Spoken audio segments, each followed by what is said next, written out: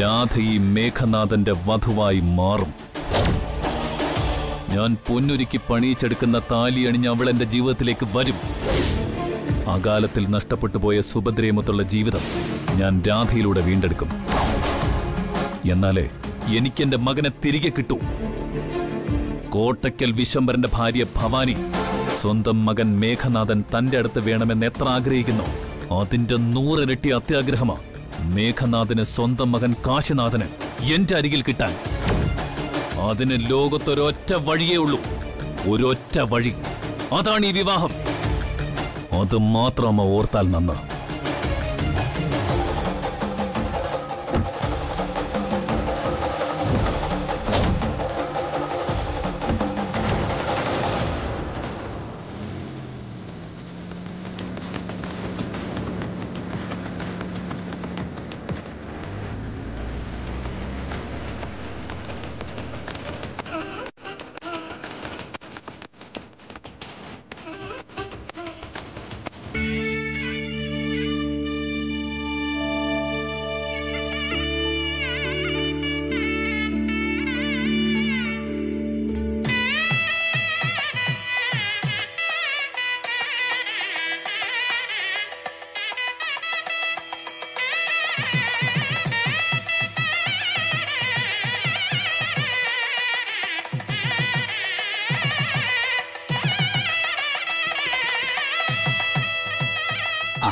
എല്ലാം റെഡിയായില്ലേ?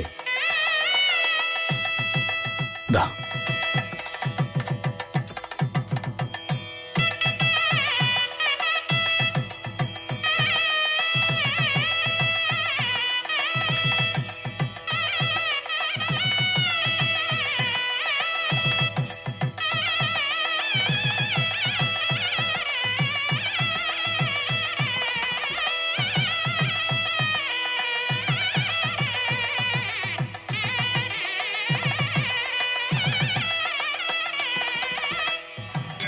ഇത് മാംഗല്യപൂജ മാത്രമല്ല, വസന്തപൂജയാണെന്നും ഐശ്വര്യപൂജയാണെന്നും പറയാം. പൂജ പൂർത്തിയാകുമ്പോൾ വീട്ടിലെ അശാന്തികളെല്ലാം ഒഴിഞ്ഞ് ശാന്തിയും ഐശ്വര്യവും കടന്നു വരും. ഒന്നും ഒരു തടസ്സമില്ലാതെ നടക്കണമെന്ന് മാത്രം. വിശേഷപ്പെട്ട പൂജയാകുമ്പോ അധികമായിട്ട് എന്തെങ്കിലും ഒരുക്കണ തിരുമേനി? ഞങ്ങളെ കൊണ്ട് ഇത്രയ്ക്ക് ചെയ്യാൻ സാധിച്ചുള്ളൂ. ഇതൊക്കെ തന്നെ ധാരാളം. ദേവാർപ്പണത്തിൽ നമ്മൾ കാണിക്കേണ്ടത് ആർഭാടമല്ല, ആത്മാർത്ഥതയാണ്.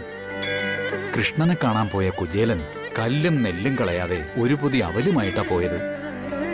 ഭഗവാൻ അത് അമൃത് പോലെ സ്വീകരിച്ചില്ലേ? എന്തുകൊണ്ട്? അത് ആത്മാർത്ഥമായ സമർപ്പണമായതുകൊണ്ട്. രുക്മിണീ ദേവി ഒരു തുളസിക്കതിര് കൊണ്ടാണ് തുലാഭാരത്തിലിരുന്ന ഭഗവാന്റെ ഭാരം ഒപ്പിച്ചത്. അതാണ് ആത്മാർത്ഥമായ സമർപ്പണം. പൂജ സമർപ്പണമാണ്.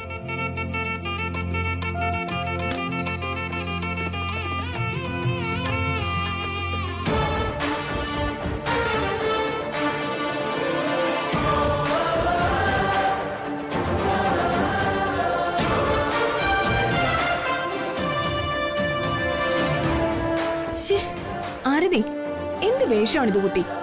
പോയി നന്നായിട്ട് ഒരുങ്ങി വന്നേ. ഇത് വെറും പൂജയല്ലേ, അതിന് ഇത്രയൊക്കെ മതി. അയ്യോ എന്റെ കുഞ്ഞേച്ചി, തിരുമേനി ഇപ്പൊ പറഞ്ഞതേ ഉള്ളൂ. പൂജ എന്ന് പറഞ്ഞാൽ സ്വയം സമർപ്പണമാണ്. ആത്മാർത്ഥതയോടെ വേണം നമ്മളിത് ചെയ്യാൻ. പൂജയ്ക്ക് എന്താ ആത്മാർത്ഥത? ഇത് കല്യാണമൊന്നും അല്ലല്ലോ. കല്യാണമല്ലെന്ന് ആര് പറഞ്ഞു? തിരുമേനി, താഴമ്പൂവേ നമുക്ക് പൂജയ്ക്ക് ഉപയോഗിക്കാൻ പറ്റോ? അയ്യോ അരുത്. താഴമ്പൂവിന് പൂജയിൽ സ്ഥാനമില്ല. അത് നമ്മൾ പൂജയ്ക്ക് ഉപയോഗിക്കരുത്.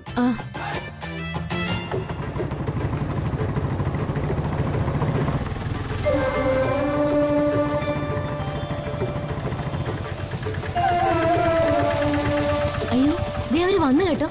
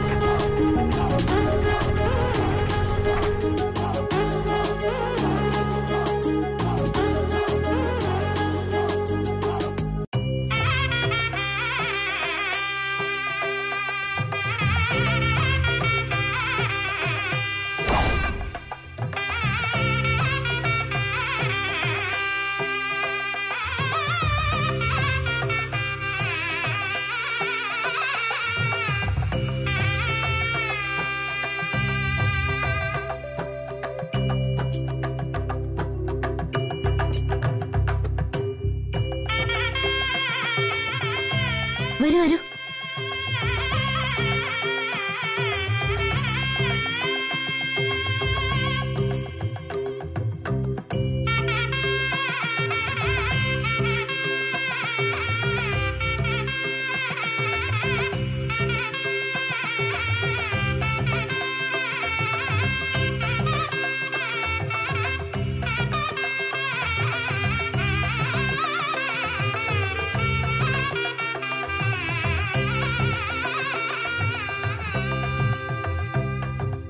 തിരുമേനി,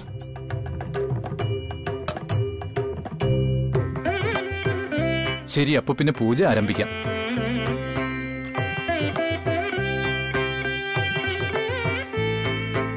മനസ്സിലെ നിഷേധബുദ്ധിയും നിന്ദാഭാവവും ഒക്കെ മാറ്റിവെച്ച് ഭക്തിയോടും വിനയത്തോടും കൂടി വേണം പൂജയിൽ പങ്കെടുക്കുവാൻ. വിളക്കിനെയും നിറവറയെയും ഹോമാഗ്നിയെയും സാക്ഷിയാക്കി വിവാഹത്തിന്റെ ചടങ്ങുകൾ തന്നെ വേണം ഇവിടെ അനുഷ്ഠാനപൂർവ്വം ചെയ്യാൻ.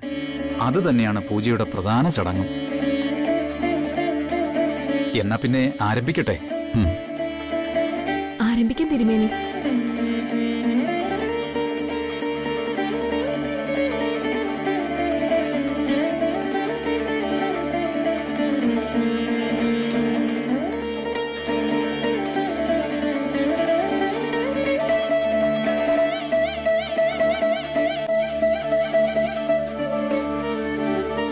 ഇനി വധുവിന് പുടവ കൈമാറാം.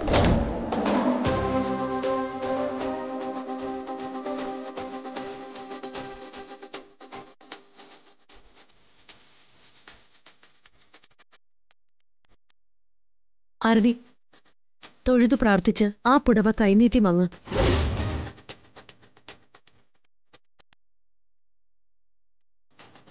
ആരതി, വാ.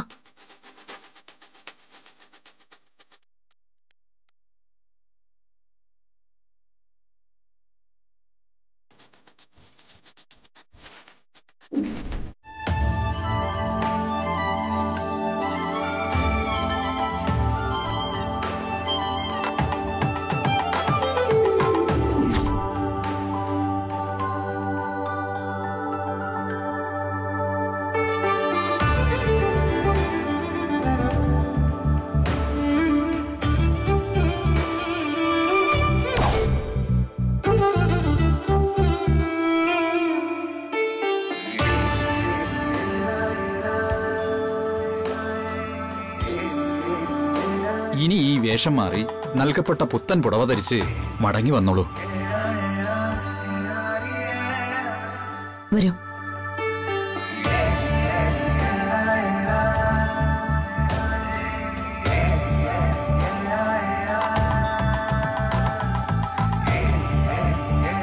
ആരതി നിൽക്കുന്നത് നല്ല മനസ്സോടല്ലെന്ന് തോന്നുന്നു. എന്റെ തല പൊട്ടിത്തെറിക്കുന്നും ഹൃദയസ്തംഭനം ഉണ്ടാവുന്നും പറഞ്ഞാണ് ഒരുവിധ അനുനയിപ്പിച്ചെടുത്തത്. അല്ല, മുരളിയോ? മുരളി പൂർണ്ണ മനസ്സോടെ തന്നെയാണോ വന്നിരിക്കുന്നത്? അവനും ആദ്യം പറ്റില്ലെന്നൊക്കെ പറഞ്ഞു. പിന്നെ ഞാൻ നിർബന്ധിച്ചപ്പോഴാ സമ്മതിച്ചത്.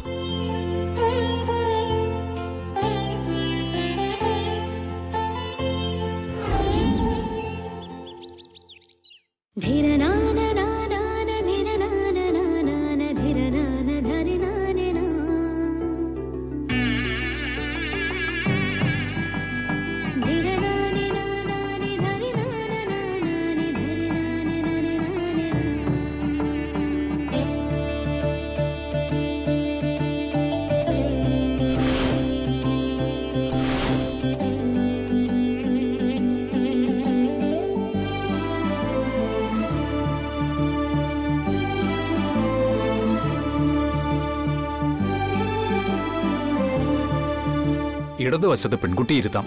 ആ, വരൂ.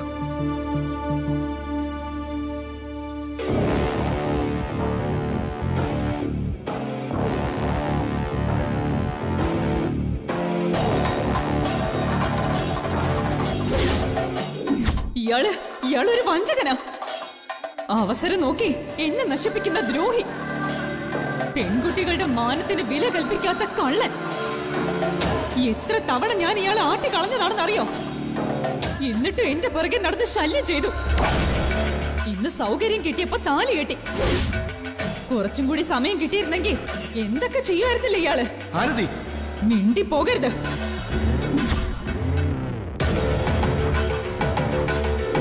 ഇന്നലെ വരെ നിന്നോട് എനിക്ക് വലിയ പ്രേമമായിരുന്നു, തികച്ചും അന്ധമായ പ്രേമം. പക്ഷെ ഇനി അതില്ല. നീയുമായുള്ള എല്ലാ ബന്ധവും ഇന്ന് കൊണ്ട് അവസാനിച്ചു. എന്റെ പ്രണയം മരിച്ചു. ഇനി ഈ മുരളിയുടെ മനസ്സിൽ നീ ഇല്ല, ഒരിക്കലും ഉണ്ടാവാനും പോകുന്നില്ല. നിറപറയെയും നിലവിളക്കിനെയും നിറദീപത്തെയും നന്നായി തൊഴുതു പ്രാർത്ഥിച്ചോളൂ.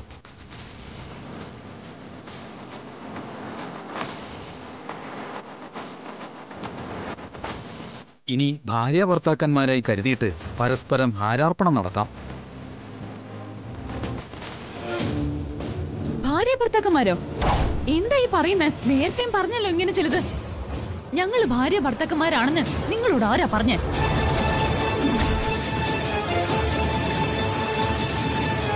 ആരതി, മാംഗല്യ പൂജ നടത്താൻ ഭാര്യ ഭർത്താക്കന്മാരായിട്ട് ഭാവിക്കണമെന്നാ തിരുമേനി പറഞ്ഞത്. നീ അതങ്ങനുസരിച്ചാ മതി. എനിക്ക് വീണ്ടും നെഞ്ചിന് ചെറിയ വേദന തുടങ്ങിയെന്നാ തോന്നുന്നത്. അല്ലെങ്കിൽ എന്റെ കാര്യം പോക്കാം. നീ വെറുതെ പൂജയ്ക്ക് തടസ്സം വരുത്തല്ലേ. തിരുമേനി പറയുമ്പോൾ എല്ലാം ചെയ്യാൻ നോക്ക്. അയ്യോ, അല്ലെങ്കിൽ എന്റെ കാര്യം പോക്കാം. അതെ അതെ, കുട്ടി വെറുതെ ദൈവനിഷേധം കാണിക്കാതിരിക്കൂ. ദൈവത്തിനെ വന്നിച്ച് രണ്ടുപേരും ഹാരാർപ്പണം നടത്തിയാട്ടെ. സമയം വെറുതെ കളഞ്ഞ് പൂജാമുഹൂർത്തം തെറ്റിക്കണ്ട.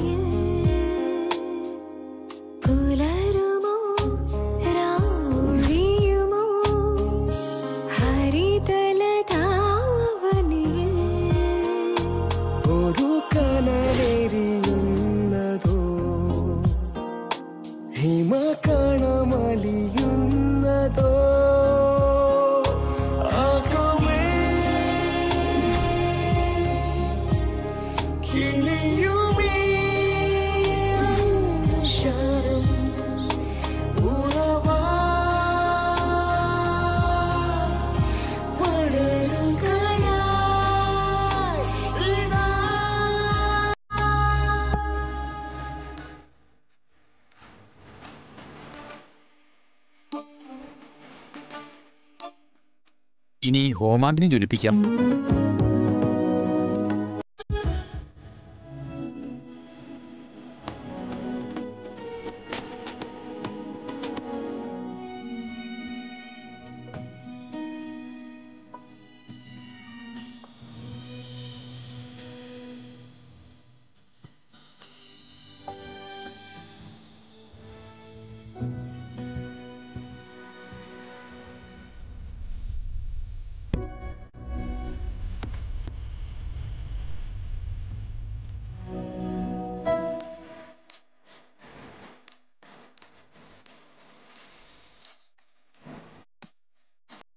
കൊച്ചേട്ടനും ആരതിക്കും ഉണ്ടായതുപോലെ ഒരു സാഹചര്യം നമുക്കുണ്ടായ വല്ലവരും വലിച്ചെറിഞ്ഞ താലി ഉപയോഗിക്കാതെ ഫ്രഷായി തന്നെ ഉപയോഗിക്കാൻ വേണ്ടി ഞാൻ തന്നെ ഒരെണ്ണം വാങ്ങിച്ചു വെച്ചതാ.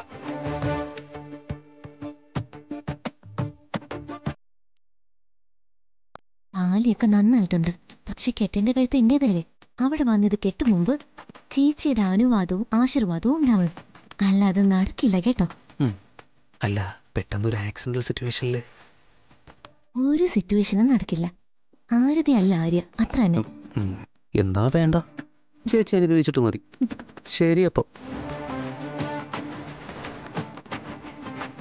നിർവിഘ്നവും സുദീർഘവുമായ ദാമ്പത്യം പ്രാർത്ഥിച്ചുകൊണ്ട് ഹോമകുണ്ടത്തിലേക്ക് ഹവിസ് അർപ്പിക്കാം.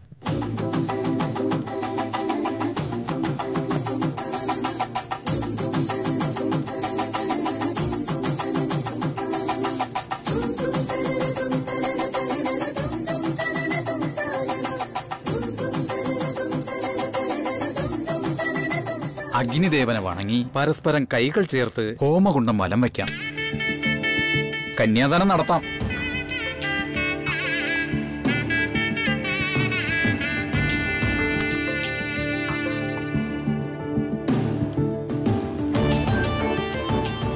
പൂജയെന്ന് പറഞ്ഞ് കുറെ നേരമായല്ലോ.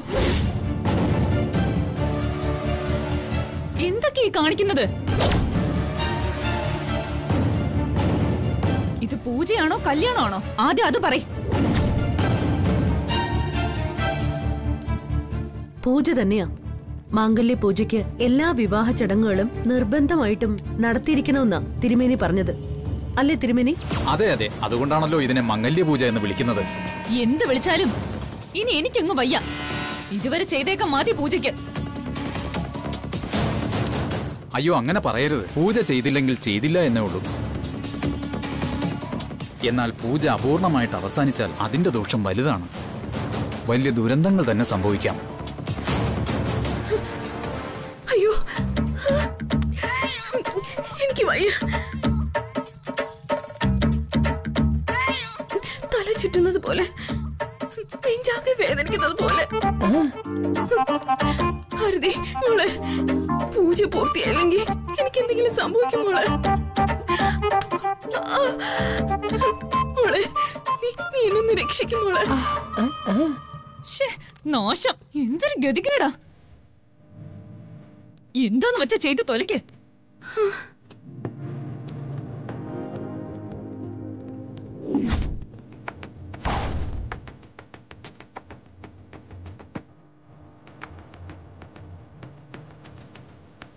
ഹോമകുണ്ടം വലം വച്ച് കഴിഞ്ഞാൽ സന്ധ്യ കഴിയുമ്പോൾ തുളസിക്ക് മുന്നിൽ വിളക്ക് വെച്ച് അരുന്ധതി നക്ഷത്രത്തെ ദർശിക്കണം. അതാണ് പൂജയുടെ 2ാം ഘട്ടം. ഇനി വലം വച്ച് വന്നോളും.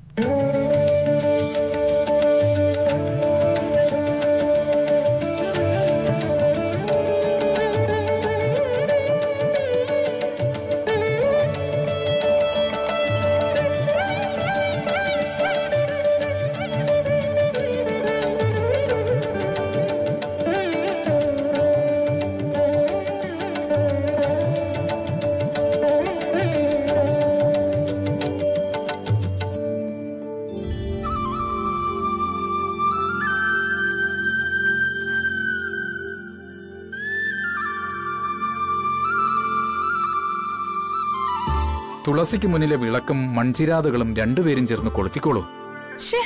എന്തിനാ ഇതൊക്കെ? വിളക്കല്ലേ ആരതി? സന്ധ്യാനേരത്ത് വീടിന് മുന്നിൽ വിളക്ക് കൊളുത്തുന്നത് നല്ല കാര്യമല്ലേ? കൊളുത്തങ്ങോട്ട്.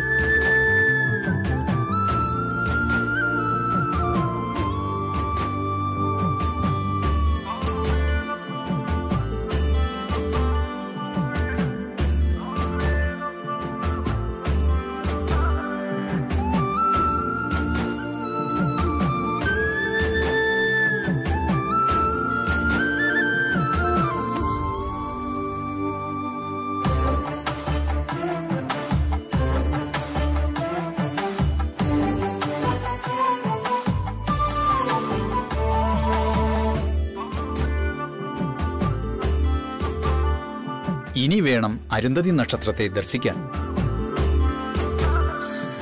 അതാ ആ കാണുന്നതാണ് അരുന്ധതി നക്ഷത്രം. എന്തിനാ നക്ഷത്രത്തിനെയൊക്കെ നോക്കുന്നത്? വസിഷ്ഠ മഹർഷിയുടെ പത്നിയാണ് അരുന്ധതി ദേവി. ഭർത്തൃ ശുശ്രൂഷയുടെയും മാതൃകാ ദാമ്പത്യത്തിന്റെയും പരമപ്രതീകം. ദാമ്പത്യം സന്തോഷപൂർണമാകാനും ഭർത്താവിനോട് പ്രീതി വളരാനും നിർവിഘ്നമായ കുടുംബജീവിതം ഉണ്ടാകാനുമാണ് നമ്മൾ അരുന്ധതി നക്ഷത്രത്തെ ദർശനം നടത്തുന്നത്. ദാമ്പത്യം, നിർവിഘ്നമായ കുടുംബജീവിതം, എന്തൊക്കെയാ പറയുന്നേ?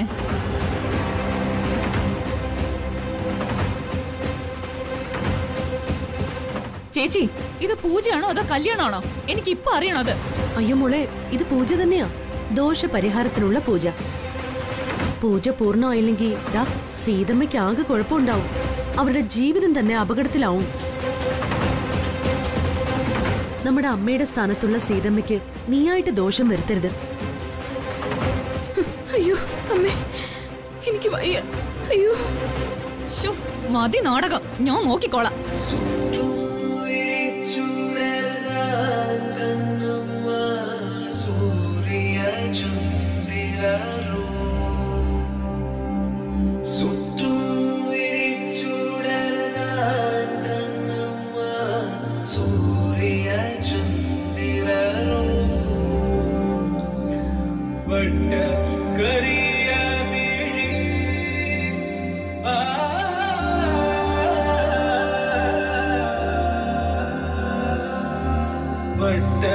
करी